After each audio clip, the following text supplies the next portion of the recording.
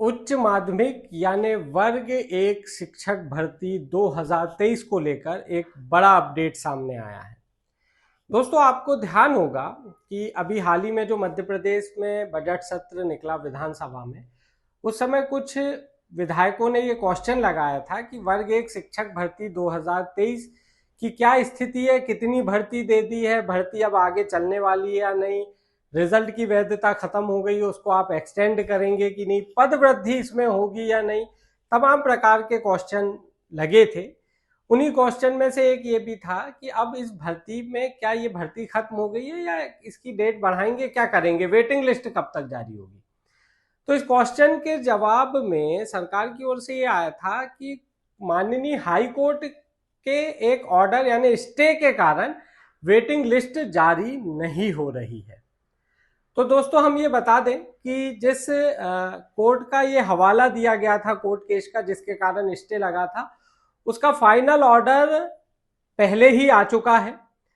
अब आप कहेंगे कि जब पहले आ गया है तो सरकार ने सदन में ऐसा जवाब क्यों दिया। दरअसल विधानसभा में जब क्वेश्चन लगते हैं तो क्वेश्चन लगाने की एक टाइम होता है, सेशन शुरू होने से पहले ही वो क्वेश्चन लग जाते हैं, और जैसे ही पूरे क्वेश्चन लगते हैं तो विभाग उनके जवाब भेजना शुरू कर देता है।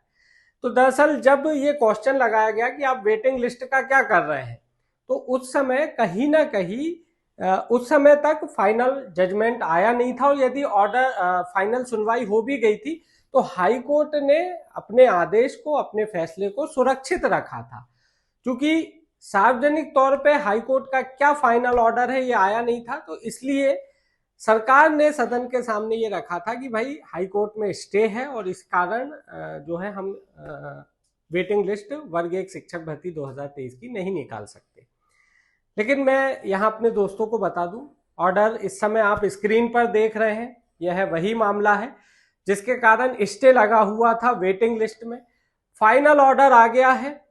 फाइनल हियरिंग इसकी फरवरी में ही हो गई थी। 17-19 मार्च को इसका जो है अपलोड हो गया फाइनल ऑर्डर। और ये पहले आपको मामला बता दिए, एक्चुअल में मामला डिग्री से संबंधित था कि पीजी पोस्ट ग्रेजुएट की जो मार्कशीट है उसमें क्या होता है, कुछ यूनिवर्सिटी 45 से 50% को जो है तृतीय श्रेणी तो कुछ द्वितीय श्रेणी में मानती है। अब इसमें हुआ क्या कि एक क्राइटेरिया रख दिया कि भाई पीजी की ये डिग्री होनी चाहिए भर्ती परीक्षा में शामिल होने के लिए। अब उसमें हुआ ये कि कईयों के 49% थे, लेकिन उसके बावजूद भी चूंकि उनकी डिग्री में तृतीय श्रेणी लिखा था, थर्ड डिवीजन लिखा था, तो इसलिए उनका सिलेक्शन नहीं हुआ। जबकि कुछ के में 47% होगा या आपका 46% होगा, 45% होगा, उनके में सेकंड डिवीजन के कारण उनको जॉब मिल गई। मतलब 49% वाला ज्यादा अंकों के बाद भी जॉब नहीं ले पाया और कम अंक वालों ने जॉब ले लिया। ये पूरा विवाद था जिसका मामला चल रहा था, और इसीलिए हाईकोर्ट ने ये कह दिया था कि जब तक अंतिम फैसला ना आ जाए वेटिंग लिस्ट आप जारी ना करें।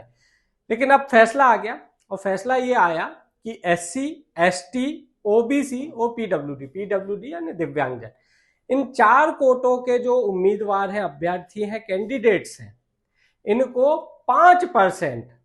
5% अंकों की छूट रहेगी। किसमें? पीजी डिग्री में। पात्रता या चयन परीक्षा की मेरिट की यहां बात नहीं हो रही है, यहां बात हो रही है पीजी डिग्री की। और इसके लिए 2 महीने का गवर्नमेंट को टाइम दिया है हाई कोर्ट ने कि आप 2 महीने के अंदर जो भी संशोधन करना हो नियम पुस्तिका में या जैसा भी है वो आप 2 महीने के अंदर करिए। और इस आदेश के कारण जिनको अब भर्ती मिलने वाली उनकी भर्ती 6 महीने के अंदर कर दीजिए। और इसके लिए चूंकि अब देखिए भर्ती तो हो चुकी, एक प्रथम काउंसलिंग के तहत 2900 3000 जो भी पद थे उसमें ज्वाइनिंग दे दी गई है। अब यदि रिजर्व्ड कैटेगरी में डायरेक्ट आप किसी को ऐसे भर्ती करेंगे, मान लीजिए कि अब मैं हाई कोर्ट के आदेश के बाद मैं एलिजिबल हो गया हूं, मेरे 49% थे और अब मुझे विभाग को ज्वाइनिंग देना पड़ेगी, तो जब जैसे ही मैं ज्वाइन करूंगा तो पहले से ही ऑलरेडी कोई उस पर ज्वाइन है, तो ऐसे में क्या होगा कि एक असमंजस की स्थिति बनेगी। और यदि आपने बीच में ऐसे किसी को करके कि भाई जो अब निकल रहा है अब उसको भी आपको समायोजित करना है, ये भी कोर्ट का आदेश है कि ऐसा नहीं है कि जिनकी नौकरी लग गई अभी, जिनको अक्टूबर में 19 अक्टूबर के आसपास जिनके ऑर्डर ज्वाइनिंग लेटर जिनके अपलोड हुए थे, ऐसा नहीं है कि उनमें से किसी की भी नौकरी जाएगी। यदि इस नए आदेश के कारण उनके पद डिस्टर्ब हो रहे हैं तो कोर्ट ने ये कहा आप समायोजित करें, और इसका भी तरीका बताया है। और तरीका ये है कि आप नए पद सृजित कर दें। खाली पद बहुत है, ये आप और हम सब जानते हैं। वेटिंग शिक्षक लंबे समय से पदवृद्धि की मांग कर रहे हैं, 20,000 पदवृद्धि की। तो कोर्ट ने यही कहा है कि इस आदेश के बाद जो ऑलरेडी ज्वाइन हो चुके हैं उनको आप समायोजित करिए और इसके लिए नए पदों का सृजन कीजिए। अब ये देखना होगा कि इस पूरे आदेश से कितने पद डिस्टर्ब हो रहे हैं, जिसके बाद यदि, मैं फिर कह रहा हूँ, यदि सरकार अब इसे चैलेंज नहीं करे, यदि सुप्रीम कोर्ट या रिव्यू पिटीशन ना लगा दे इस ऑर्डर को लेके, तो ये माना जा सकता है कि अब सरकार को नए पद सृजित करने पड़ेंगे भर्ती में। कौन सी भर्ती? वर्ग 1 शिक्षक भर्ती 2023 में। क्योंकि आप ऐसे बीच में किसी को करेंगे तो कहीं किसी का आरक्षण 19-20 ज़्यादा हो गया तो वो फिर कोर्ट में चैलेंज करेगा। तो उससे बेहतर यह है कि जब आपके पास हजारों पद खाली हैं तो ऐसी स्थिति में नए पद सृजित करके समायोजन करिए, ताकि इस प्रकार की स्थिति और ना बिगड़े। और जो बच्चे बहुत लंबे समय से, आप देखिए कि वेटिंग शिक्षक दो प्रकार के, एक तो वो जो 20,000 पदवृद्धि की मांग कर रहे हैं, और एक वो जिनको ऑलरेडी ज्वाइन करने ही है, जितने पद हैं वो उसी में आ गए हैं, लेकिन केवल विभाग ने अभी 3,000 पर ही ज्वाइनिंग दी, बाकी के सब होल्ड थे। तो ये दूसरे जो वेटिंग शिक्षक है ये भी काफी लंबे समय से इंतजार कर रहे हैं, जिनकी ज्वाइनिंग होना ही है, तय है।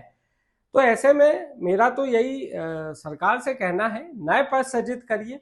इस कोर्ट के आदेश के बाद कुछ ना कुछ नए पद आपको सृजित करने पड़ेंगे। संख्या बेहद भले ही कम हो, नाम मात्र के पद हो, लेकिन इसी के माध्यम से आपके पास एक जरिया है, एक माध्यम है। आप इसी के साथ कुछ नए अतिरिक्त पद दे दें, ताकि जो 20,000 पदवृद्धि की मांग कर रहे हैं, भाई आप नए पद तो आप सृजित कर ही रहे हो ना भर्ती से हटके। भर्ती आपकी 8,729 या जिस भी पद पे हो रही थी, अब आप उसको थोड़ा सा बढ़ाना पड़ेगा, नए पद सृजित करने पड़ेगा, थोड़ा और बढ़ा दीजिए, ताकि ये जो इतने 1.5-2 साल से जो संघर्ष कर रहे हैं वेटिंग शिक्षक, इनको भी ज्वाइनिंग मिल जाए। पात्र हैं, इन्होंने भी मेहनत की है, काफी अच्छे नंबर लाए, कईयों के तो 90-90 नंबर है, उसके बाद भी उनके जॉब और नौकरी का कहीं कोई ठिया सिरा ठिकाना कुछ नहीं दिख रहा है। ऐसे में ये मौका अच्छा है कि आप चूंकि अब नए पद सृजित करेंगे, नाम मात्र के करेंगे, थोड़ा सा दिल बड़ा करिए और वो नाम मात्र की संख्या को थोड़ा सा बड़ा कर दीजिए, ताकि ये जो संघर्ष कर रहे हैं इनको भी उसमें नौकरी मिल जाए। दोस्तों मुझे दीजिएगा इजाजत, आज के वीडियो में बस इतना ही। जल्द एक नए कंटेंट के साथ दोबारा हाजिर होऊंगा, तब तक के लिए नमस्कार, जय हिंद। अंत में बस इतना ही। यूट्यूब चैनल यदि सब्सक्राइब नहीं किया वो कर लीजिए और हमारा व्हाट्सएप चैनल जरूर ज्वाइन कीजिए। धन्यवाद।